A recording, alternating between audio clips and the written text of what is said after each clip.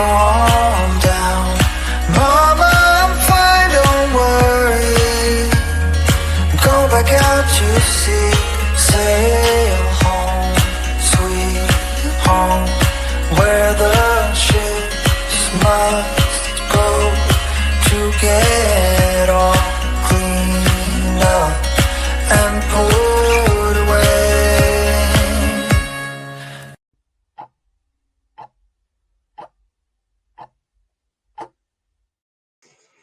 All right. Hello, everybody. Welcome. Happy Friday. My name is Caleb, and I'm an advocate here at Galt Advocacy. And it looks like we have a few people already here from Facebook and from YouTube, so that's awesome. Please take a moment to like and share the stream if you can, to bring as many people into the stream to ask some questions or share what's going on in their lives so we can learn from each other. And so, sorry, the stream's a little laggy on my end, so hopefully it's not too laggy for you guys. Feel free to let me know, and I will disconnect from the Wi-Fi here and go LTE. All right, so we do have a topic today. And as you can see from the subject line of the stream here, and actually I'll add it to the banner here for us.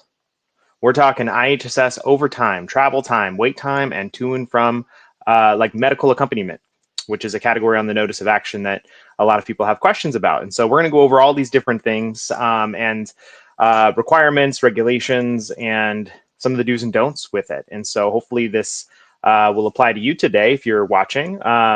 And if you are an IHSS recipient yourself, or you're a provider with IHSS, I would definitely stick around and see if we can learn something together. Johnny, of course, thank you for watching these streams. I appreciate you guys. All right, I really hate how laggy it is on my end. Let me see if I could fix it. Hold on, everybody.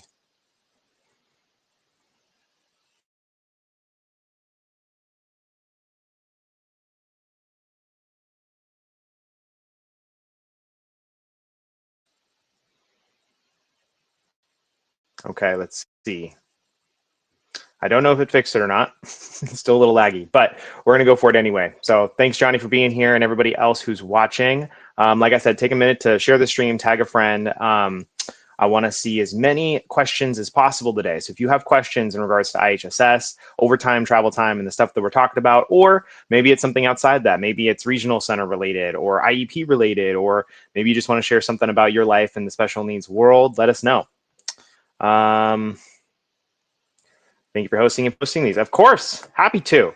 I missed my counterpart today, Mr. Dakota. He's always a lot of fun. Thanks for everybody who tuned in last week for Q&A.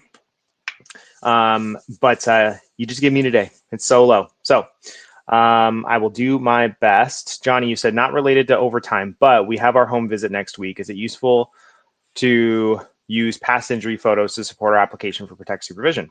So anything that happened in the past, it's going to depend on the incident itself. It's going to depend on how far back it was. It's going to depend on, I would say, what occurred afterwards. There's actually several factors here. So I can't give you like a yes or no to that.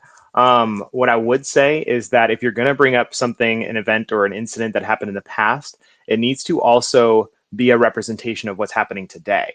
So if it's a like a one-time incident that occurred and it's never happened again since, because it's not something that this person, will do again, then it's kind of irrelevant for IHSS for the need of protect supervision.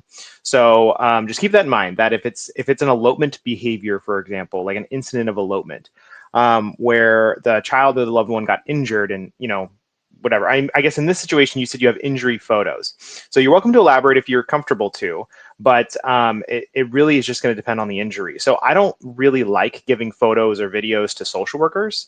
I prefer to let other evidence and documentation sort of back up what is being said, rather than relying on photos. Because photos, videos, they can be misinterpreted. They can be kind of twisted a little bit. So you said it's a photo of a big head scratch while eloping.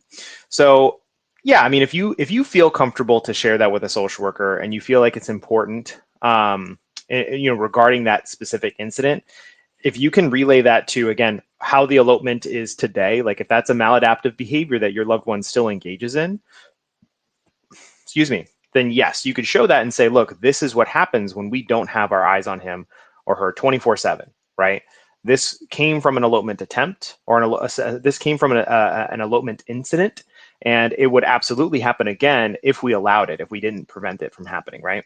So yeah. You said, and it links to an incident that the doctor mentioned in the form. Okay, so if that's the case, then yes, absolutely, because that changes things. If it's an incident that the doctor specifically is referring to, I think that's a great little piece of evidence. All right.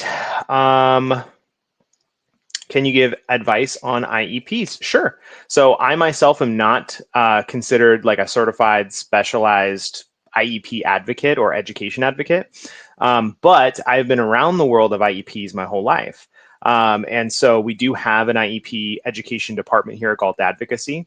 So if there is a question that for some reason I can't answer for you, you can always reach out to our office and speak with an actual education advocate who spends all their time focusing on that, right? But yeah, if you have some specific questions today, I can most certainly try and help you.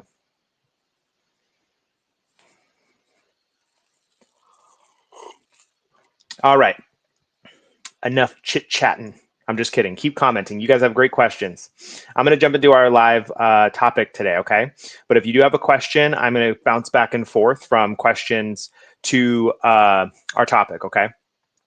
So with IHSS, for those who are not familiar, IHSS is the program that pays a caregiver to provide services to a individual who is disabled or has special needs of some sort, right? So oftentimes we talk about the situation of a parent raising a loved one with special needs, right? Their child or their sibling with Down syndrome, autism, whatever. And so if that's you today, if you are a parent of a child or a loved one or an adult, like a parent, an elderly parent or an elderly auntie or uncle, IHSS could apply to them. And so if you already have IHSS, then cool, you're in the know. But if you don't have IHSS, you're not sure what it is, stick around because we're definitely going to talk a little bit about it. I'll share with you again the basics, which is that it is a benefit of Medi-Cal. And so if this recipient has Medi-Cal, then they can potentially qualify for IHSS. And I'm sorry, so I'm lagging a little bit more now than before, so I'm going to switch back to the Wi-Fi. Hang tight, everybody. Don't go anywhere. Let's see if that fixes it. All right, switch over.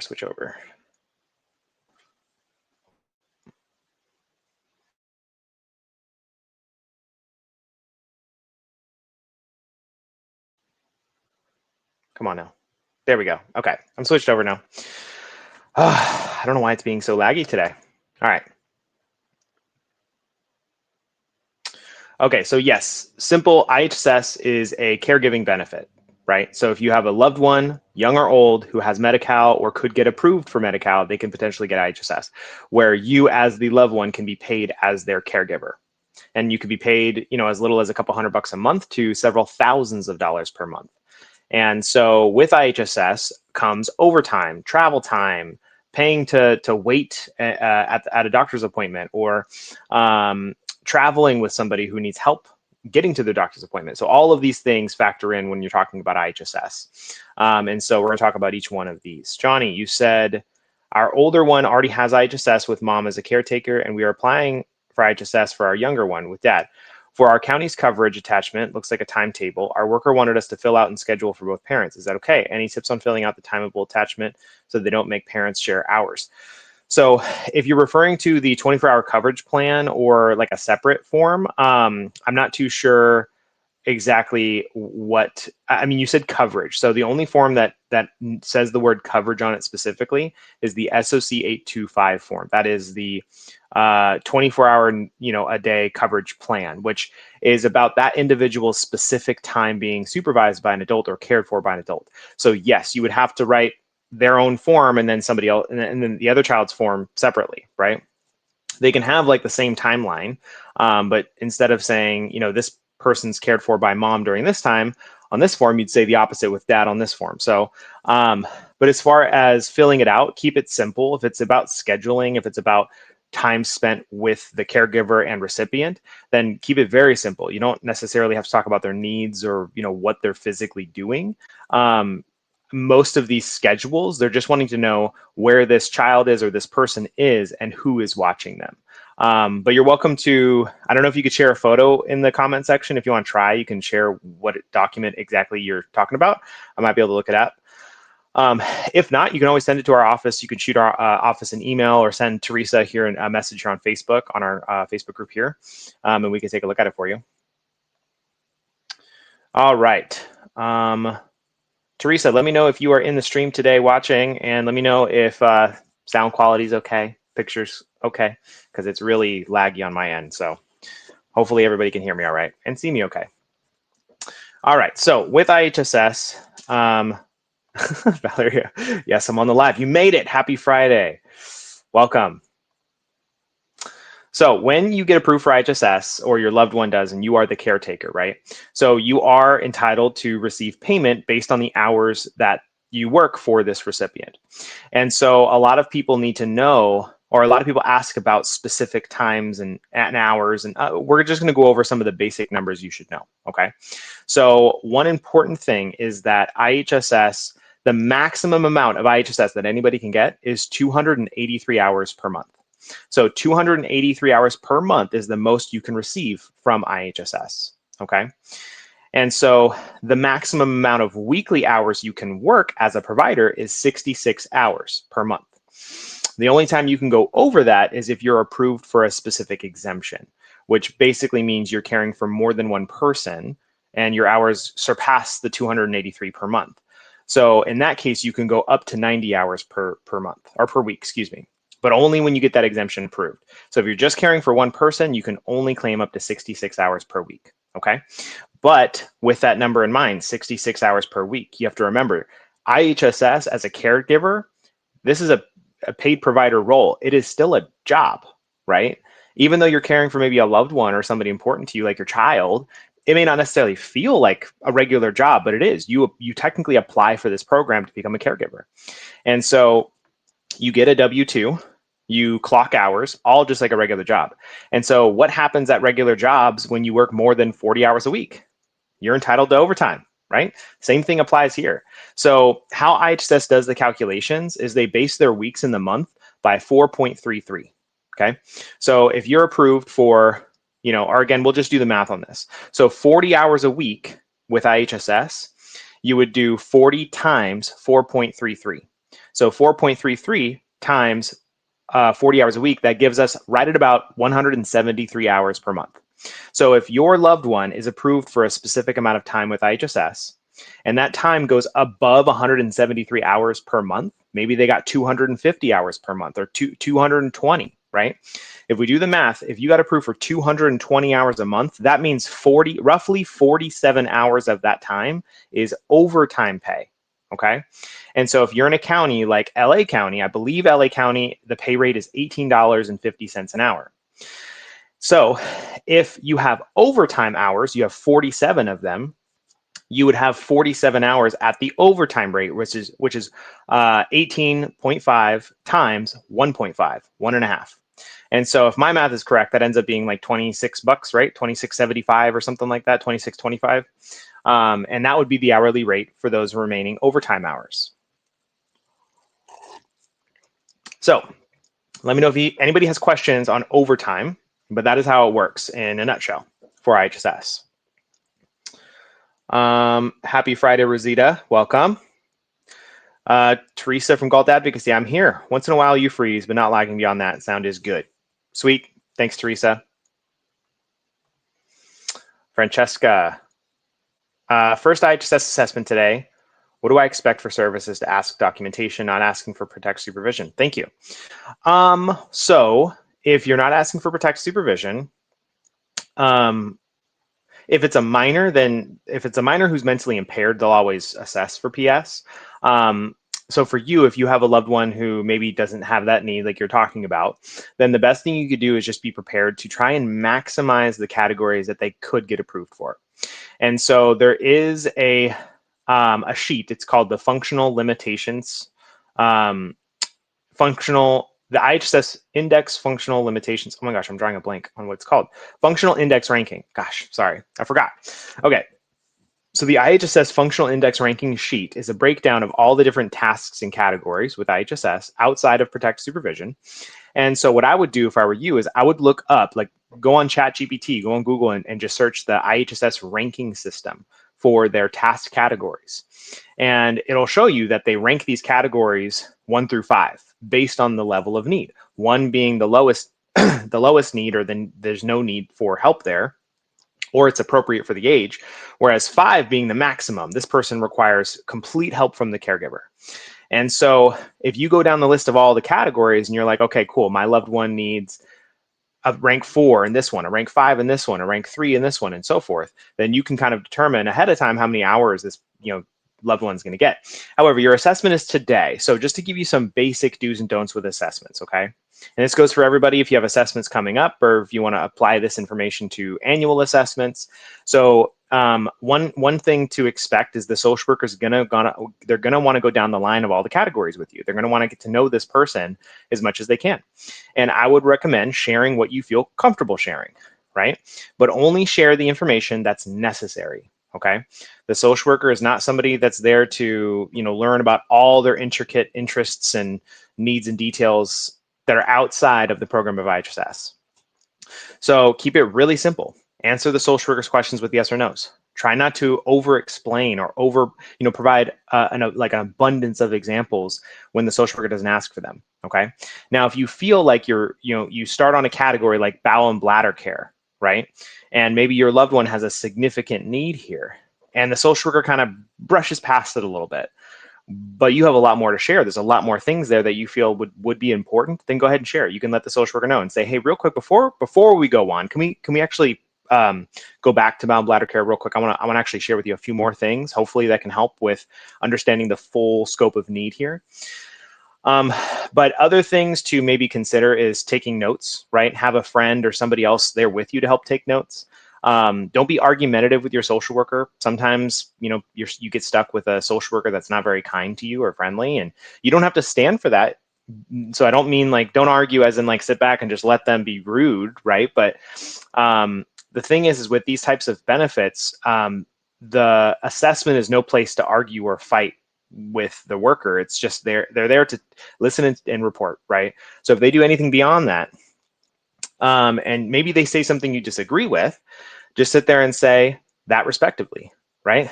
I respectfully disagree with that, or thank you for your feedback. I'll take note of it and have my team review it with me, right? So I wouldn't sit there and argue with the rep who comes to your home. Be kind to them like you would anybody else. Expect kindness from them, right? And don't accept anything less. So if they come in and they're rude and feisty with you, don't take it necessarily, right? But stand your ground and just kind of move on, right? And if you feel the need that this is not the person that's going to appropriately assess, you get to the point where it's just uncomfortable, you have every right to stand up for yourself and ask for their supervisor's information and let them know to take the rest of the day off if they want to, right? I'm not recommending you do that. That is absolute last resort, okay? So give the social worker benefit of the doubt, and just try and give them as much information as needed with regards to the task itself that they're assessing for. So there are so many do's and don'ts with getting prepped and ready for an assessment. It's hard to do in a live stream like this. So Francesca, I wish you all the best today. I'm sure it's going to go great. I'm sure you're going to do a wonderful job. I'm hopeful that the social worker is going to do a wonderful job, but you're more than welcome to give our office a call and let us know how it went.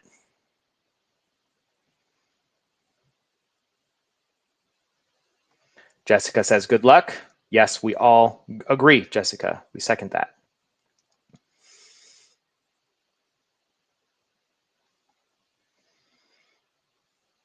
All right, Jessica, you're getting feisty in the comments. I like it. Don't allow them to manipulate you. Yes, I would agree. Don't let anybody manipulate you, right? Okay, so going back to just kind of our topic today, again, please continue asking questions. I will go back and forth as best I can. So the next one we're going to talk about is, we'll talk about travel time next. We're going to go in chronological order on the banner here below. So travel time. So not to be confused with the to and from accompaniment. So these are kind of common questions when it comes to doctor's appointments, doctor visits, driving this person around, getting paid for mileage, getting paid for wait times and all that stuff. So these things are technically all different. All the things that are listed here on the banner are all different. And so we're going to go over each one. So specifically, we'll start with travel time. So travel time with IHSS is specifically talking about traveling between recipients. That's it. It does not include it. Travel time, that term travel time is not talking about driving to an appointment or driving to the store or anything like that. That's a separate thing. Okay, so IHSS travel time is only for caregivers who are caring for multiple recipients who do not live under the same roof. So if you are caring for somebody one day, maybe you're a caregiver for a loved one in your home, and you also care for your grandmother who lives across town 10 miles away. If you spend the morning caring for your child and you clock some hours there, and now it's time to go drive across town to grandma's house to be her caregiver for the rest of the afternoon, you would get paid for that travel time. And so how IHSS calculates that, that's the part that's a little fuzzy to me. And so you do have to fill out a couple of forms, to my understanding, which I'll share here. But the maximum amount that they can approve for travel time for the week between recipient A to recipient B is going to be 7 hours per work week. Okay, so if you get travel time approved, they're only going to grant up to 7 hours per work week.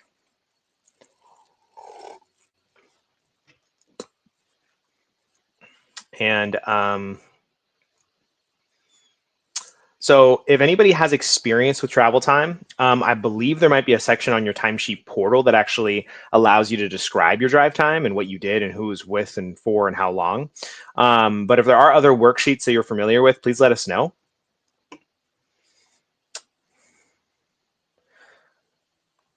Farheen, got that because he helped me approve for both my sons, protect supervision. Yes, Farheen, welcome. Thank you for sharing that. And thank you, Jessica, for sharing your experience with us as well. We love working with all of you guys. Hi, Penny. Okay, so if there's any questions on travel time, please let me know. Again, it's travel time specifically is from client A to client B. That's all that is, okay? Now, we'll jump to and from accompaniment for a moment, okay? Oh, actually, I'm sorry. With travel time, I want to mention one kind of a don't with travel time. So if you have two recipients under the same roof, then it's not going to apply. So it's only going to apply about having two or more recipients that do not live under the same roof from each other, where you are physically driving to their locations to help take care of them.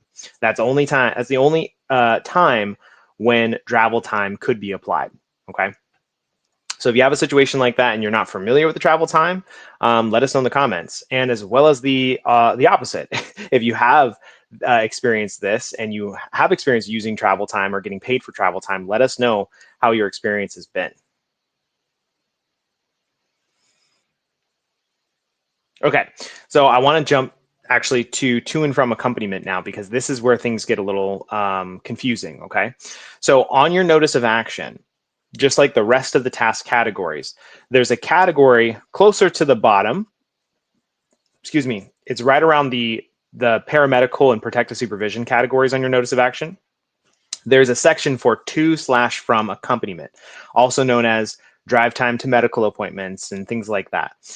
So this is specifically going to be reserved for people who have out-of-home therapeutic medical type of appointments. And so it can be a little tricky and different with minors, like if you're caring for your own child versus caring for an adult.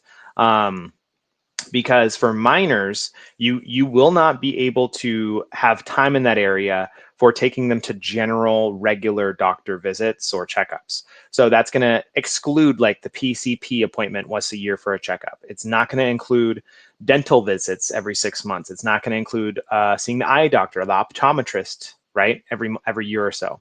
So this is strictly going to be for minors. It's going to be for specialists. So it's going to be therapies, right? Driving them to and from ABA clinics. It's going to be driving them to and from cardiologist or a neurologist or maybe like a psychiatrist that they see a couple times a month, or a couple times a week even, right? So anybody that's outside the realm of like the normal regular checkups throughout the year, those would be considered specialists, right? And so IHSS can allot time in the to/from accompaniment category, knowing that you probably spend a lot of time driving and spending time with this person, okay? And so that's a brief example. This would also include like pharmacy visits as well, and other approved outings. So IHSS could approve some other things as well that aren't necessarily considered medical, kind of, but it would depend on the social worker. It depends on what that county likes to approve that for. And so how this would differ from the travel time is, again, this doesn't apply to multiple recipients, because again, the travel time is for the multiple recipients drive time, right? So each recipient's going to have their own to and from accompaniment time approved for. Okay, so travel time is more so for you as the provider. To and from accompaniment is for the recipient to be approved for, which you of course can claim the hours for as the caregiver, if that makes sense. It's a little confusing.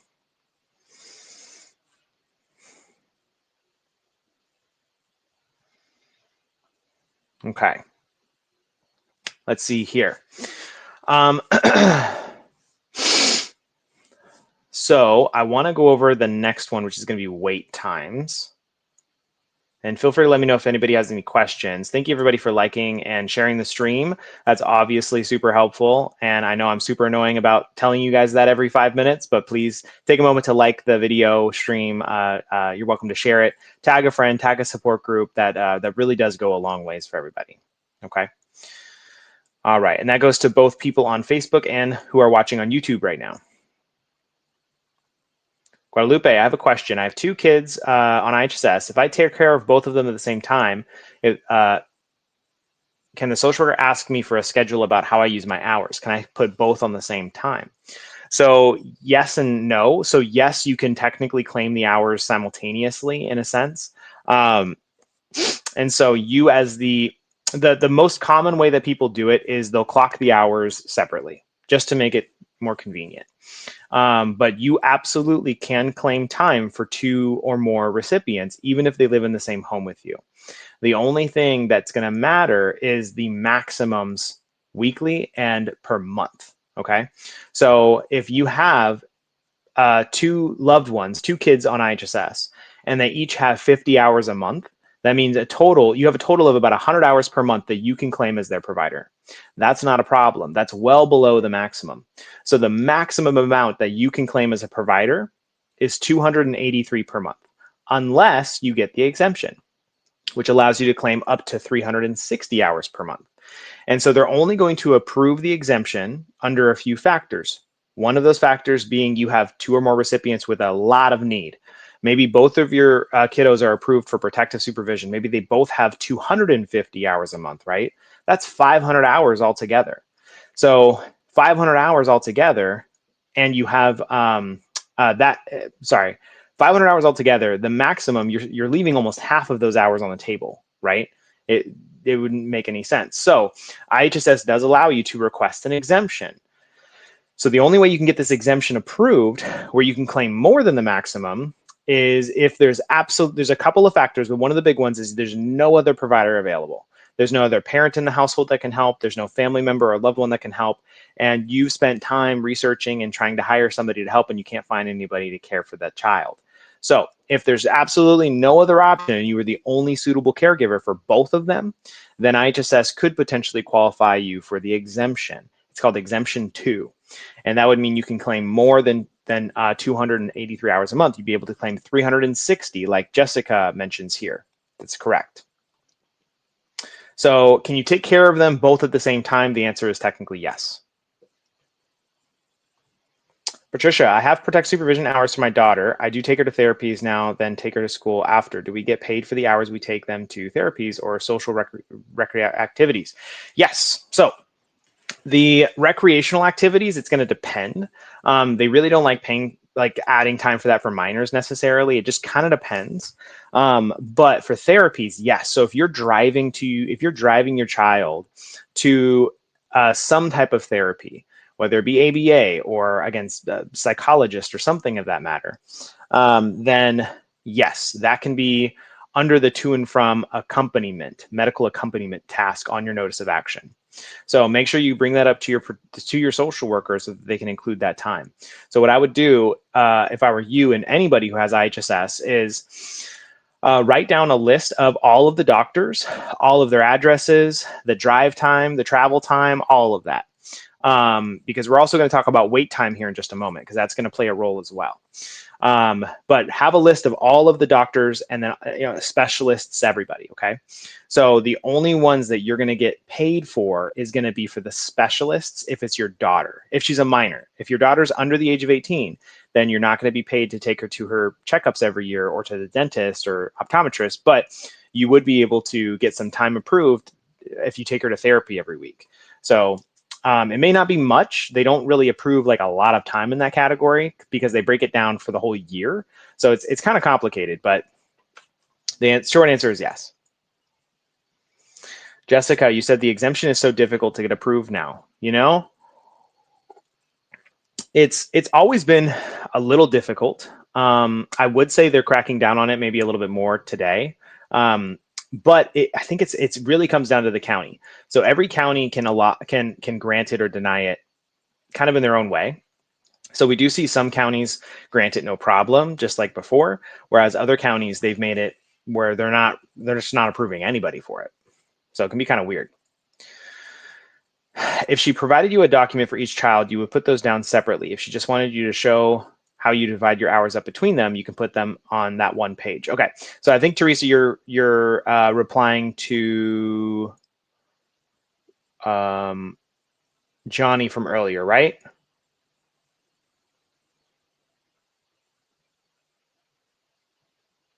I forget. Oh, Johnny, I missed one of your comments. Let me go back to this. You said in Facebook groups, it seems that some families get approved for 160 hours of protective supervision. Is that special case from the usual 195? So this was actually the numbers I wanted to go over. Thank you for bringing this up, Johnny. So we talked about the maximum, 283. That is the maximum anybody can get approved for, right? Protective supervision is always going to be 195 hours per month, okay? So on your notice of action, it'll always say 168. But why is that? On that column on your notice of action where you'll see it says 168, it's talking about weekly hours.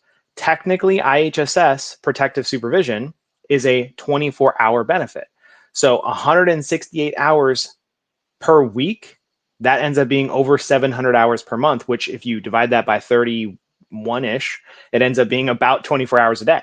So that's why it'll be shown on your notice of action as 168.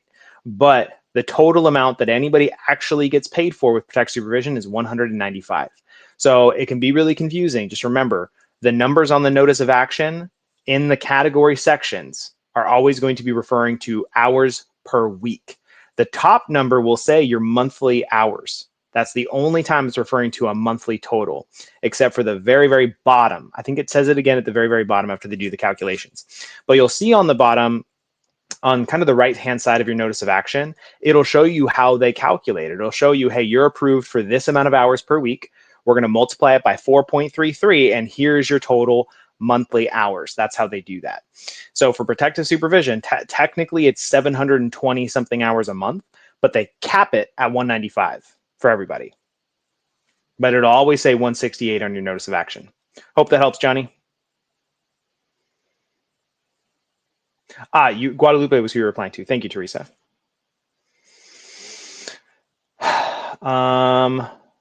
Yes, that's why. Okay. Very good. Okay. A really important one is wait time. So this is one I've actually had a lot of questions about because I've heard different things. And so thankfully, after some research, we've kind of discovered a little bit about how wait time works with IHSS. Okay. So if you have a doctor's appointment for your loved one, a therapy appointment, whatever it is, you're driving them to this appointment. If you are needed during that appointment time, because let's just say it's an hour or it's 2 hours long, if you are needed during that time, you are kind of like on call. right? So you can be paid for the wait time during that appointment. It's not for every type of appointment. It's strictly going to be when you are either intervening and participating in this meeting, or you are there to provide an IHSS service at some point, right? So an example of this would be somebody who, let's just say it's a child in ABA, and maybe this particular ABA vendor requires the parent to be a part of every meeting. They require the parent to be a part of the training. Maybe they need to be hands-on, or maybe this specific child has to be dressed, bathed, toileted, or requires the need for protective supervision in this moment, and they want the parent there. That would be, you would absolutely get wait time technically for that task. IHSS or a social worker may disagree with that. And so again, the regulations are very subjective when it comes to this stuff. So that is one good example I would share for a lot of people. But we'll go with examples that IHSS will almost always approve it for. So if you have a loved one, like let's just say it's your grandmother or a parent of yours, and they have regular cardiologist visits, right? And you have to take them to their heart doctor twice a month, right? Every other Tuesday, they go to their heart doctor. And you have to physically drive them there. And then maybe you have to help them walk from the car to the appointment. And then you have to sit there in the doctor's office with them in case they need you, right? That's wait time, right? If you are actively participating in that situation, even if it's just being near them in case they need you to provide a task, you can get approved for wait time, okay? So they will only grant this within reason though. So you have to have some proof, right? So if you want to claim that they see the doctor once a week and it's a 6-hour visit every single time, they're probably going to question that, right? So you can't like abuse that. You're going to want to show proof of how long these appointments usually take. Get a letter, get a statement from the doctor, just kind of reflecting this, right? Stating that this appointment usually takes about 60 minutes, depending on the day, depending on, the situation. And their caregiver, so-and-so, has to be actively involved during this meeting to provide services to them that we won't. And hopefully that can give you that wait time approved.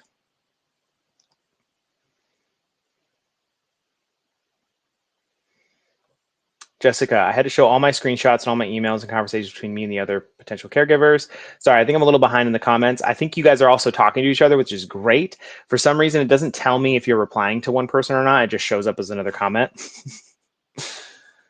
Jessica, I know you were talking about how you got denied for your mother, right?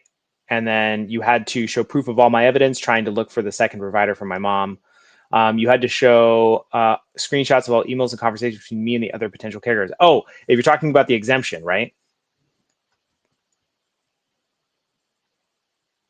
I think you're talking about trying to get the exemption approved. I'm not sure. Sorry.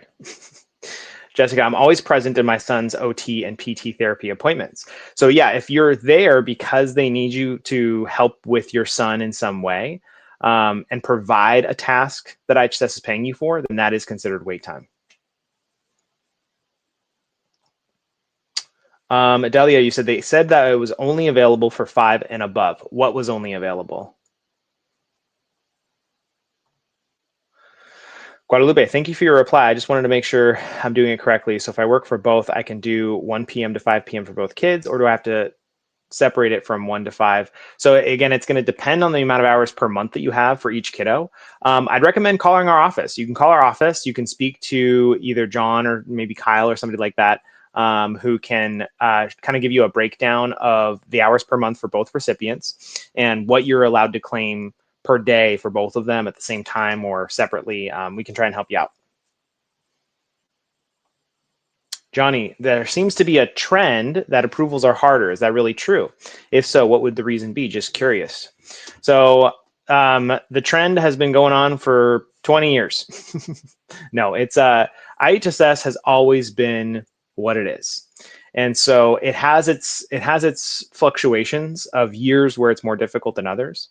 So it evolves over time. This program, the social workers, the policies, they just change and evolve. So the regulations and the laws for this program, like who qualifies for it, whatnot, that hasn't changed too much. There's been a couple of slight changes, but the counties are trained very specifically per county. So they're all trained differently from one another. The social workers in Alameda County in the Bay Area receive a different type of training than the ones in LA County. And so that would mean that these two counties who are trained differently are going to have different opinions.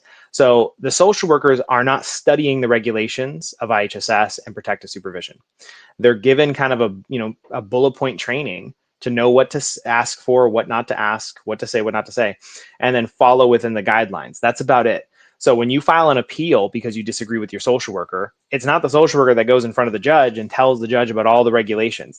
They have an appeals team for that. So to try and answer your question without a bunch of word vomit, Johnny, sorry, I would say I would agree with you. Yes. So in the recent year and a half, specifically protective supervision has been getting a little bit more difficult. And that's primarily for children, which it's always been really difficult for, but right now they're cracking down on it more than they ever have before. I'd say the biggest trend that we've seen is the removal of benefits. So the denials have always been there. When you apply for it, you deny it, and you got to fight for it. I wouldn't say it's gotten worse, but I would say that people are losing their benefit more than before, where they've maybe had it for many years and their loved one still needs it, but the county comes in 1 year and decides that they don't need it anymore. Oh, magic, their child with autism is cured, right? So we're seeing that a lot, unfortunately. Definitely more than we have in recent years. And so why that would be, I know you said that you're curious as to why. I can't really give you a formal answer. We can always have theories and some suspicions, but we can go on and on about why that might be. What I will say is that a lot of people ask if it has anything to do with the recent budget discussions. So just so everybody knows, these budget discussions happen every year or every couple of years. And it's not the first time that they've tried to, eliminate certain parts of IHSS or cap certain parts of IHSS or reduce the funding for IHSS. That's been going on for years and years. But for some reason this year, it was a lot more aggressive than it had been. The proposal was a lot more aggressive and it got a lot of traction. A lot of people were sharing it and talking about it and fighting against it, which was an amazing thing because what they were proposing did not happen. Thank God. But the proposal itself, the budgeting things, those don't necessarily, specifically that budget proposal, the budget discussions, I don't think necessarily are affecting IHSS approval rates today. It's more about inner county policies. It's more about audits that they have per county, because some counties are wonderful to work with while other counties can be horrible to work with. And so every county is individually audited, where they have auditors come to the county and talk with the workers and do kind of like an overview of all their cases. And they love to put the protective supervision cases, especially for young children, on a hot list, on a hot seat, because they want to really make sure that this person qualifies. And so they create a funnel, a denial funnel, a fraud funnel, if you will. And we unfortunately see that funnel just kind of expanding too much, where people are falling into it who rightfully need this benefit, who rightfully qualify, but they get it removed wrongfully. So it's a long conversation, Johnny, but I'm glad you're curious because I could talk about it for forever. Farheen has a question. My older son, almost 14 years old, doesn't go to school since last May 2025. School is trying to arrange a teacher to send home for 5 hours a week due to his condition, but I'm still in the waiting process, and most likely they will take 3 to 4 months to send a teacher at home. So can I request IHSS for more hours for him? No. So you can't get more time based on lack of school or more school that's happening.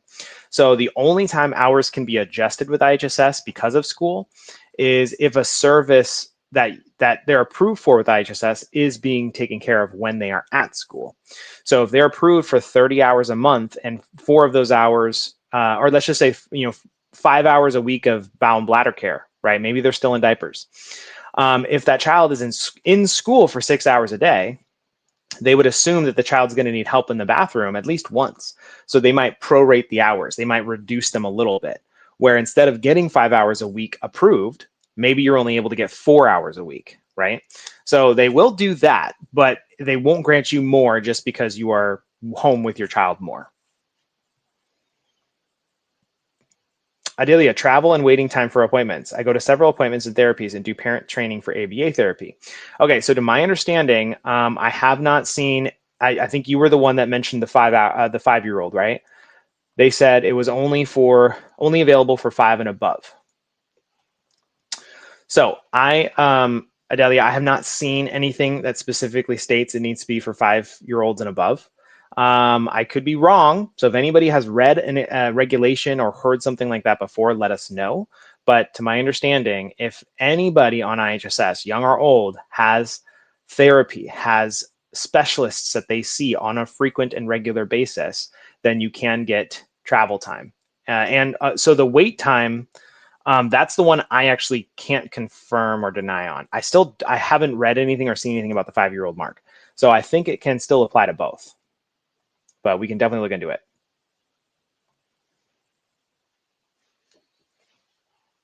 Thanks for being here, Johnny. I have a 4-year-old with Down syndrome. He has to visit specialists during the week. Yes. So if you see the specialists, specifically for Down syndrome, I can assume I'm familiar with that. Then yes, if it's outside, again, traditional checkups throughout the year, then there should be time for to and from accompaniment, to my understanding so far. Let's do a quick search because I want to make sure that I'm giving you the right information because we're all learning together.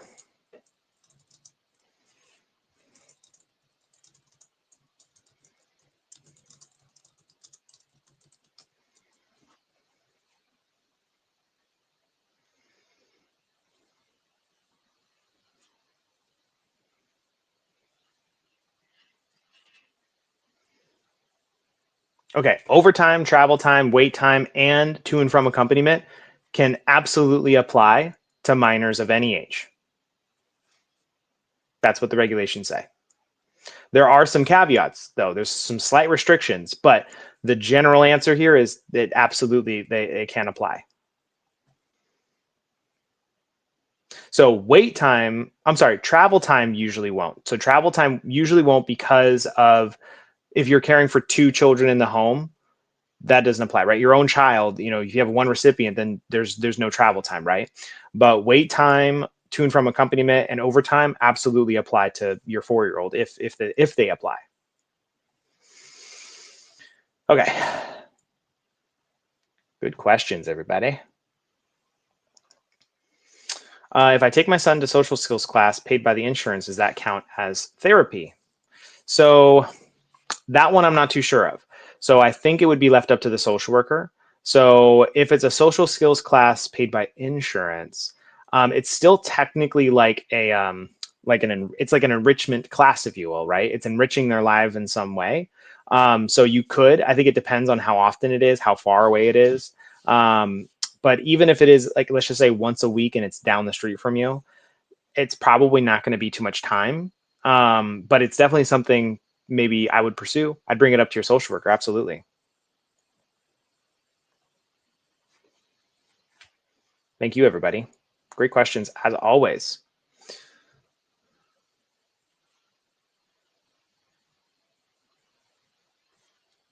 Okay. I have the form, by the way. So this would be for travel time and wait time, I think.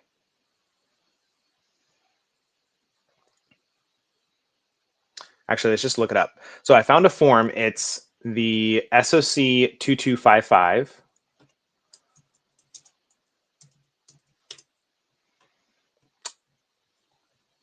Oh my goodness, what the heck? Okay. SOC 2255 IHSS. This is a provider form.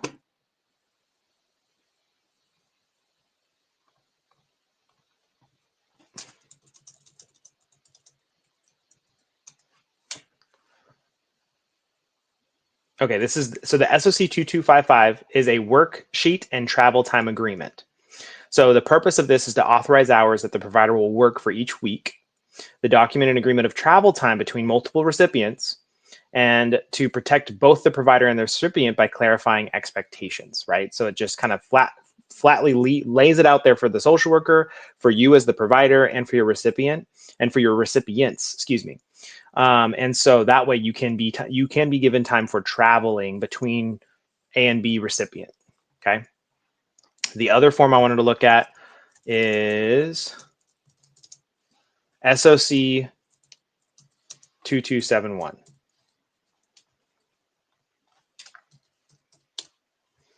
Oh my goodness, sorry.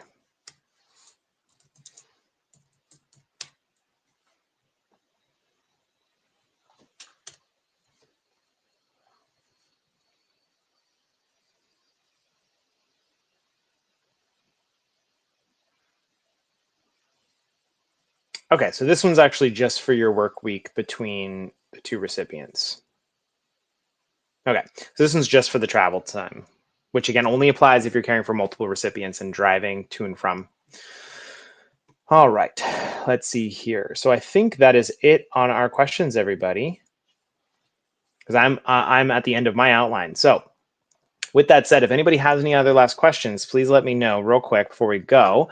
If you speak Spanish, Nicole and possibly Myra will be going live at 1 o'clock on our Spanish page, Galt Advocacy Spanish. And so if you do speak Spanish or have people in your life that do, please attend that live stream at 1 o'clock. It's in about 10 minutes, where they're going to be going over all the same stuff that we've gone over today. We do have a question from Brittany. We just got approved for 244 hours, but haven't done my orientation yet to be the home provider for my 5-year-old. How does overtime work, and how do I know if overtime is applied to me? Perfect. So Brittany, we talked about this a little bit earlier, but I'll go ahead and verbally explain it to you. So if there's anybody in the comments who wants to write a comment remembering what we talked about, please do. I want to test you now, okay? How does overtime work? Please feel free to reply to Brittany's comment, but I will go ahead and explain it. So overtime hours with IHSS absolutely apply, okay? So 244 hours a month. If we break that down per week, I don't have a calculator on me, and I'm horrible at math, but 244 hours a week ends up being like, what is that, 58 hours of, I'm sorry, 244 hours a month is like 250 something a week, right? I'm sorry, 50 something a week. So it would be, let's see, 6, it'd be 61 hours, I think. Let me know if I'm right or wrong.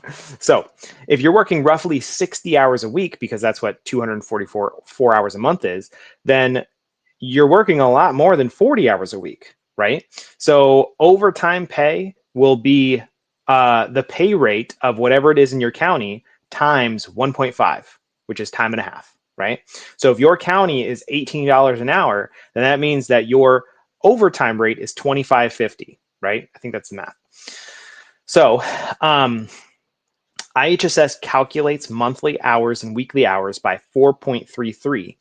And so when you divide 40 times, because 40 is a regular work week, times 4.33, that gives you almost 700, it gives you about 173 hours per month. 173. So with IHSS, if you get approved for more than 173 hours, every hour beyond that is considered overtime pay. Okay, so let's see.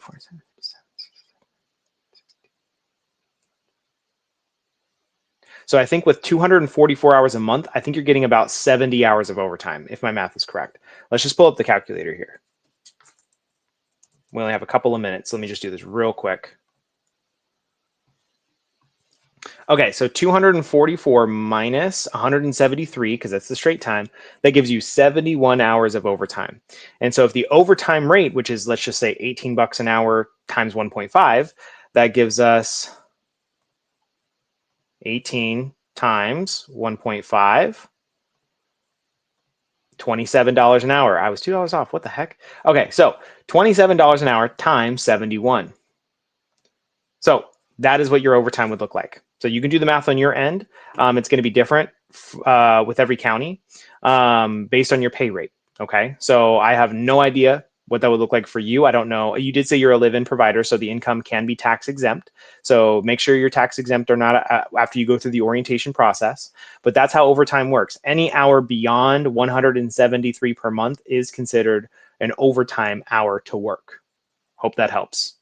All right, everybody. Thank you so much for being here today. I hope you all have a wonderful Friday. Thank you so much for all the great questions and comments and sticking around for the last hour.